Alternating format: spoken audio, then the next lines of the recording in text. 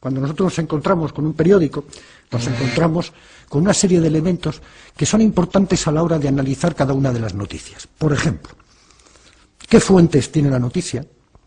¿Qué titulares tiene? ¿Qué noticia y qué información se da? ¿Es de enviados especiales o es de agencia? ¿Qué editoriales hay en los periódicos? ¿Qué artículos de opinión?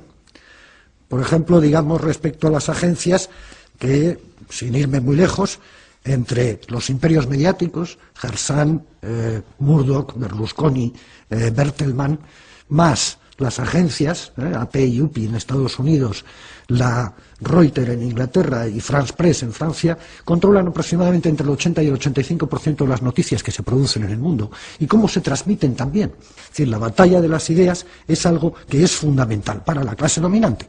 El poder, la propiedad de los medios de comunicación, tanto sean televisión como prensa, es fundamental. ¿Por qué? Porque a través de ellos se traduce la ideología, las ideas de la gente. Piensen ustedes siempre que lo que no se publica o no se mete no existe. Por lo tanto, si yo controlo los medios de comunicación y no te doy la voz a ti, evidentemente tú no sabe nadie que existes, y como nadie sabe que existes, tus ideas no llegan, y como tus ideas no llegan, tú no estás. Hay otra cosa que me interesa mucho también, el doble lenguaje, que se está empezando a utilizar y que se lleva utilizando ya durante mucho tiempo.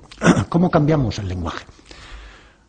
Fuerzas de paz, aliados, fuerzas de paz, aliados, operación quirúrgica, daños colaterales. Todas estas frases, palabras bonitas, que nos alejan de la realidad, que nos hacen fácil el decir que, bueno, han matado unos soldados nuestros, no importa, son daños colaterales. Tú ten en cuenta que el periodista trabaja para la empresa, no para el público, trabaja para la empresa. Y la empresa le exige no solo rendimientos, sino una determinada forma ideológica. Y si no, te echo. No hay que tener en cuenta que los medios de comunicación trabajen por separado. Nuestro documento nacional de identidad, nuestro número de identificación fiscal, nuestra seguridad social, nuestras cuentas en los bancos, las tarjetas y los cruces de datos nos hacen prácticamente permeables y transparentes para el poder. Por otra parte, los controles que se establecen sobre los ciudadanos son cada vez mayores, los controles en aeropuertos, preguntas, datos de pasajeros, copias de ordenadores, escáneres que desnudan, visados electrónicos. Por otra parte, las bases de datos de ADN, por otros lados, los sistemas de videovigilancia, por otra parte, el espionaje en Internet, por otra parte, las escuchas ilegales, las escuchas en el trabajo, como por ejemplo en 1998, que en Alemania el Parlamento alemán aceptó una ley en la que se permitía a la policía, sin ningún tipo de cuestión judicial, poder poner micrófonos en las casas privadas, o bien los sistemas de represión posteriores, como es evidentemente la policía. En este sistema opresivo del ciudadano, en el que va desde la estructura social a la estructura económica y desde ahí a la vigilancia estricta de cada uno de nosotros, entra la cuestión del monopolio del discurso. Las técnicas modernas, las técnicas actuales, permiten maximizar de alguna manera el efecto retórico de las palabras, y los gestos de los políticos multiplican su efecto y su impacto. No es que el rey le haya dicho a Chávez una vez ¿por qué no te callas?, sino que eso lo hemos visto 300 veces repetido en televisión, y eso es un machaqueo continuo sobre la neurona. Por lo tanto, yo estoy utilizando una maximización de lo que ha sucedido allí, ocultando evidentemente lo que estaba diciendo Chávez, que tenía toda la razón del mundo, pero daba igual, porque lo importante no es la razón, lo importante es que el otro le mandó a callar.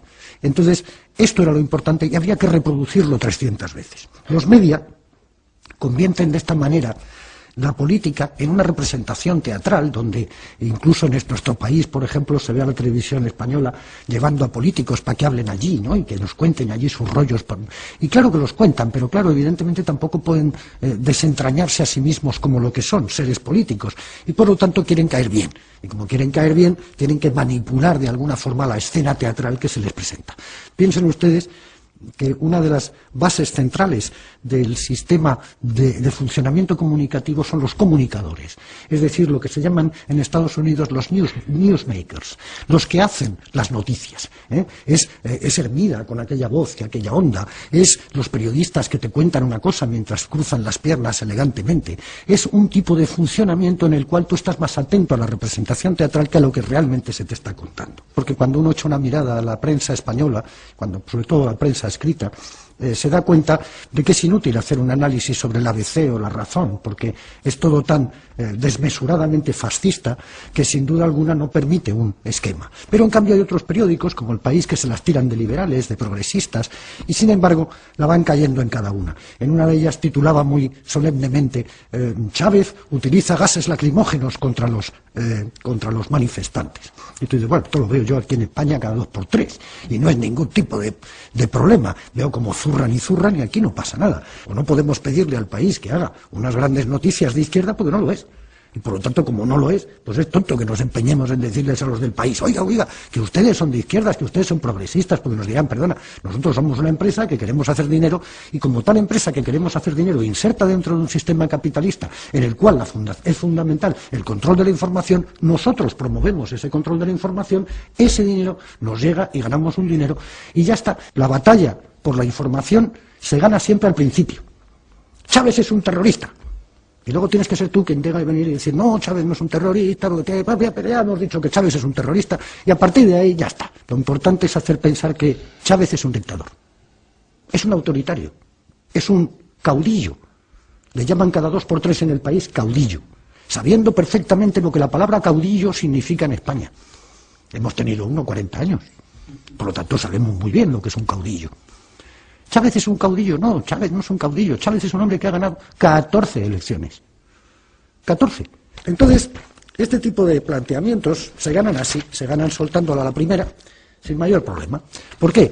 Porque yo no tengo capacidad de respuesta. Porque si tengo capacidad de respuesta, a lo mejor resulta que mando una carta al director y el director, por supuesto, no me lo publica. Como le ha pasado al embajador de Venezuela en España, que no para de mandar cartas a la ABC, al País y a todos los demás, y no publicado.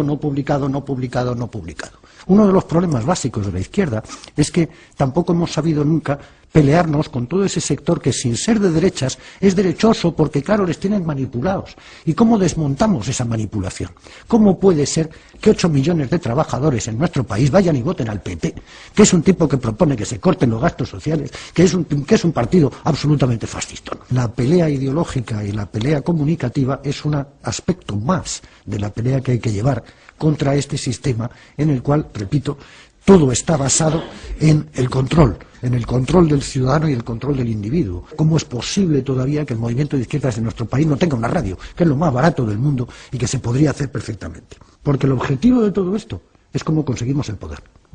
Entonces nosotros también tendremos que trabajar para ganar en un momento determinado el espacio del poder político que nos permitiera llevar a cabo unas determinadas cuestiones. La otra es convertirnos en patronos de algún tipo de radio, prensa, televisión, pero conseguir de alguna manera medios de comunicación que sean nuestros.